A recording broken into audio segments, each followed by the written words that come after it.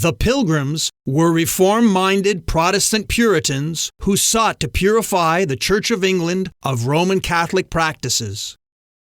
Who were these Pilgrims, and why did they cross the Atlantic Ocean to come to America, starting in 1620?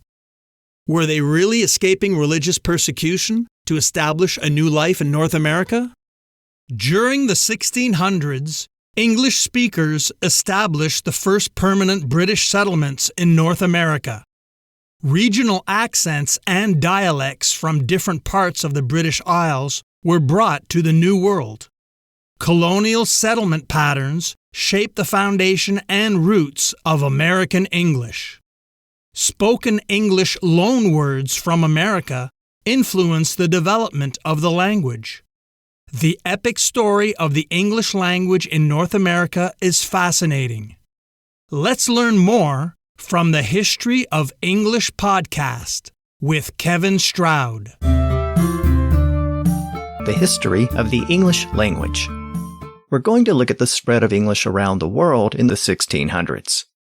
I want to illustrate how American English developed its own unique regional dialects from the very beginning.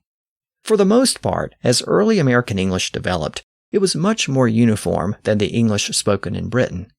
There was less regional variation, but differences did exist in various parts of North America.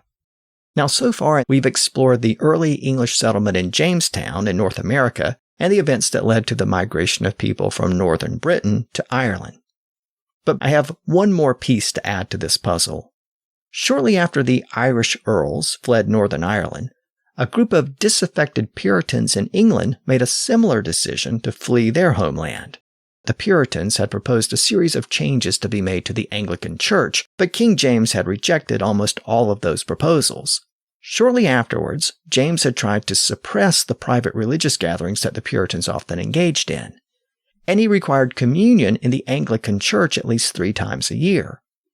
The Puritans were a target of some of these new rules because many Puritans didn't make much of a distinction between the Anglican Church and the Catholic Church, so they didn't want to be coerced into following the rules of the Anglican Church. One particular group of these hardline Puritans resided in and around the village of Scrooby in the Midlands of England, and one of their leaders, named William Brewster, was charged with disobeying the new religious requirements in the latter part of 1607. Faced with growing opposition from the authorities in England, Brewster encouraged his fellow Puritans to relocate across the Channel in the Netherlands. So they began making plans, and in the spring of the following year, 1608, they left England and moved to Amsterdam. They spent a year there before deciding to move again to the city of Leiden, a little south of Amsterdam. They remained there for the next 10 years, but they never really felt at home in the Netherlands. After a decade, they decided to leave Leiden, but rather than returning home to England, they chose instead to relocate to North America. Of course, these are the people that are known in American history as the Pilgrims. They arrived at Plymouth Rock in New England on board the Mayflower in 1620. There's one aspect of that early settlement in New England that's important, and that's how settlement patterns shaped the dialects of various regions. The Pilgrims founded the Plymouth Colony, which was followed a short time later by the Massachusetts Bay Colony and other colonial settlements in New England. As people began to migrate there from England, most of the new arrivals came from the counties in the southern and eastern parts of England. And that settlement pattern is notable because if we combine that pattern with the other settlement patterns that we've explored, we can explain one of the most distinguishing features of modern English accents. And that's why some accents are rhotic and some are not. So let me explain what I mean. Rhoticity is a fancy linguistics term that refers to whether or not a speaker pronounces the R sound after a vowel. Let me summarize it for you. If the speakers of an accent pronounce the R sound after a vowel, it's called a rhotic accent. And if the speakers don't pronounce the R in that situation, it's called a non-rhotic accent. So for example, if you pronounce words like birth and carpenter with distinct R sounds as birth and carpenter, then you have a rhotic accent. Most Scottish, Irish, Canadian, and American accents are rhotic. Not all, but the standard varieties are rhotic.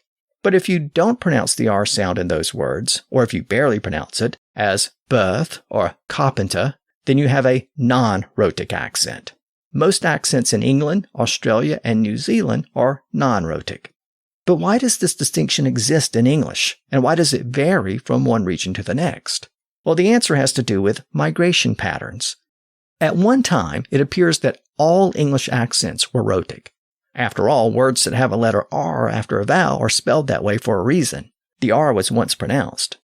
The nature of that sound may have varied, so some people may have trilled it and some people may have tapped it, but it was pronounced in those words.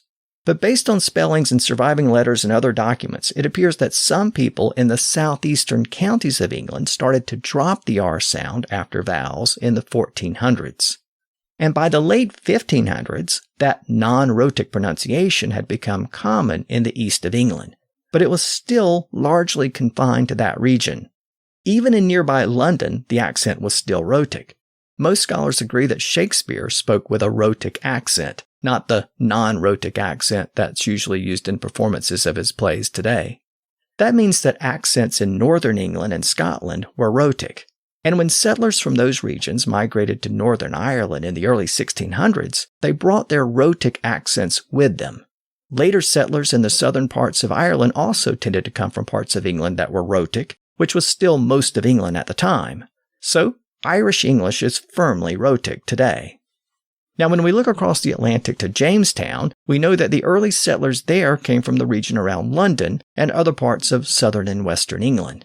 Most of them would have pronounced the R sound after vowels, but there were probably speakers from the eastern regions that didn't. So there was probably a mixture of rhotic and non-rhotic accents in the early settlements in Virginia and later in Charleston to the south. And accents in that part of the southern U.S. have been mixed ever since, though the rhotic form has become more common with time. In later decades, a large percentage of the settlers who arrived in the mid-Atlantic parts of North America, and in many places north of there, were from the Midlands of England, as well as from the West Country and Northern England. They spoke with rhotic accents, so American English and Canadian English had a strong rhotic feature from the beginning. But the settlement in New England was an exception to that rule. As I noted a moment ago, much of the settlement in New England came from the eastern counties of England where Puritanism was especially strong. That also happened to be the region of England where people didn't tend to pronounce the R sound after a vowel, and that form of speech was exported to New England.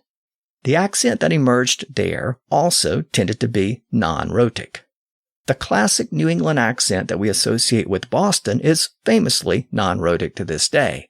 To use the classic example that everyone uses, that's why we hear park your car in Harvard Yard instead of park your car in Harvard Yard. Now, over the course of the 1700s, things started to change within England itself. This non-rhotic feature, which had been largely confined to the eastern counties of England, started to expand. It gradually spread westward and northward.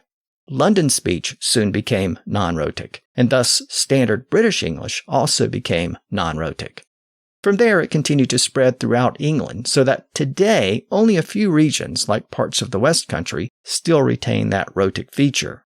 Meanwhile, Australia and New Zealand were settled after this change had occurred in places like London and parts of the Midlands. Australia and New Zealand English were heavily influenced by the English spoken in the southeast of England, especially London and the surrounding areas. Since those areas had become non-rhotic by the time Australia and New Zealand were settled, the English spoken in Australia and New Zealand today also tends to be non-rhotic. So we can trace this defining feature of modern English accents to specific settlement patterns. And that's an important point as we move forward. Regional accents tend to emerge naturally on their own over time, but they also occur when people who speak in a certain way settle together in the same region. So both of those factors contributed to the development of modern English accents.